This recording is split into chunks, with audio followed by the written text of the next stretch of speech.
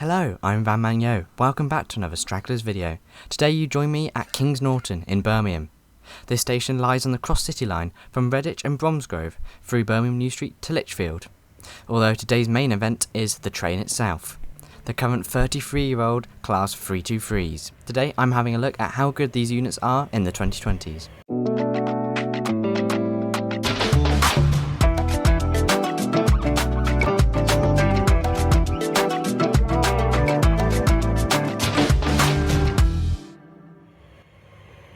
And in comes our pair of 323s. But first, before we look inside, let's have a look at the history of these units.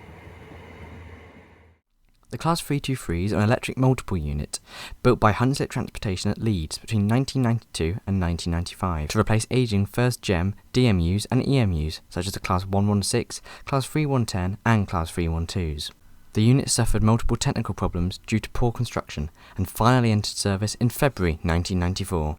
The units were first built to serve the newly electrified Cross-City line in Birmingham, but have also served on the Chase line, the Crewe to Manchester line, the Glossop line, and the Stafford to Manchester line. They currently operate with West Midlands Railway and Northern.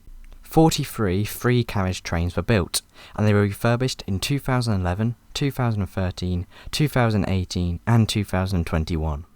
In 2024, the West Midlands Railway Class 323s will be replaced by Class 730s. These Class 323s will then migrate north and join the rest of the 323 fleet with Northern. Anyway, now it's time to have a look inside the units. The West Midlands Railway 323s are laid out in a 3x2 configuration. In my opinion, the units have quite a dark ambience without LED lights.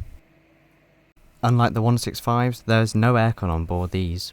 The unit's ride quality is very good, and there's little vibrations like the units had at the start of their life. The units do have passenger information screens, as you can see, but it cuts off sentences and just isn't executed very well in my opinion. For a commuter train, legroom isn't bad, but it definitely isn't good. As for comfiness, the seats are similar to the 165s and are okay for short distances, but you wouldn't want to be on one of these for over half an hour. The seat cushion is okay. I found them to be quite dirty. I like the maquette, and the padding was decent for the 15-minute hop that I did. One thing I did seem to notice is that the trains were just really dirty for whatever reason. I went quite early in the day, so they should have been quite clean, but they weren't. Bay legroom would be quite tight if you were sitting opposite somebody. It's worth noting that whilst Wi-Fi is provided, there's no charging points provided on the West Midlands Railway Class 323s, except for a few small select West Midlands units that are going to be transferred to Northern in December that have already received Northern USB and screens. All 323s, including Northern, have a PRM specified disabled toilet. Sadly, I didn't have time to check it out. Whilst filming, I took several journeys on the route, so there's not one route that I did, but you do pass some quite impressive scenery, including the QE Hospital at the university, Birmingham New Street, Gravelly Hill Interchange, as well as just the general suburbs of Birmingham. One thing I can't forget is the beautiful whine of these units, which create their very distinctive sound.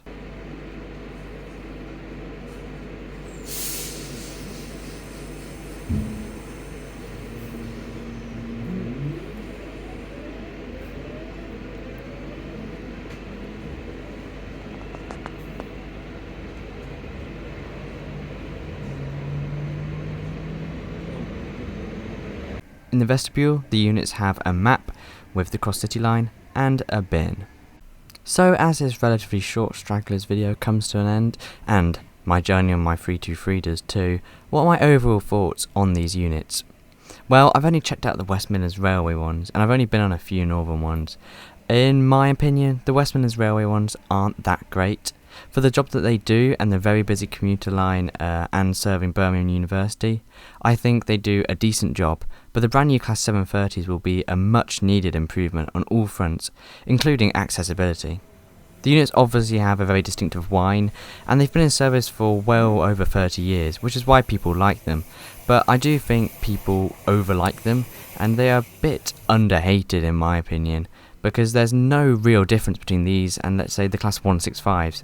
That's not me saying at all that these are bad units. I mean, they're not uncomfortable, but they're not that comfortable. I always find that they're quite dirty for whatever reason, but perhaps I just take more notice on 323s than I do on other units. Anyways, that's my thoughts on the 323s. A bad unit? No. A good unit? Not really. Do they have a cool noise though? Yes, they tick the box for that one. Anyway, if you would like me to review perhaps the Northern Class 323s, then please do let me know in the comments, and also let me know by subscribing and liking the video if you have enjoyed. It is completely free after all.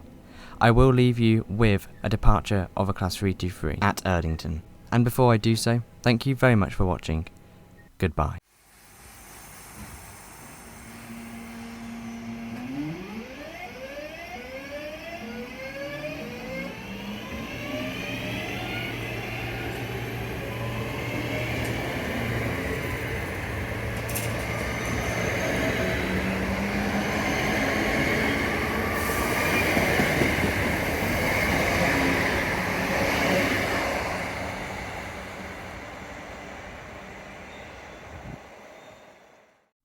If you have made it this far, thank you very much for watching my review on the Class 323. Do check out the full Stragglers playlist in the link in the description below and at the top right corner. I've reviewed many other trains that are quite old, including the Class 165, 455, 465 and 319. It would be very appreciated if you check out those. Do check out my other videos as well. I upload every weekend on a Saturday. Thank you very much for watching. Goodbye.